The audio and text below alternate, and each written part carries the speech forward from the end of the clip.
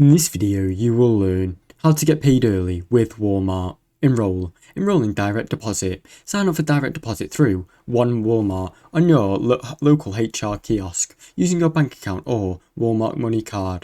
Choose the Walmart MoneyCard or partner app. Walmart MoneyCard, you will receive a direct deposit up to 2 days earlier. On the app, connect your bank and opt in for InstaPay to access a proportion, typically up to 50% of your earned wage. Set up an account details, provide your account and routing number for your money card, or even link your bank account to HR.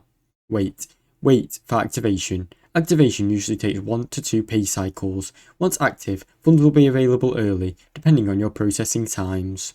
Receive early pay. MoneyCard users typically receive funds up to 2 days early with payday. Even on the app, users can request earned wages, often 1 week early. Monitor your payday. Standard payroll runs every other Wednesday, with pay typically arising on Thursday.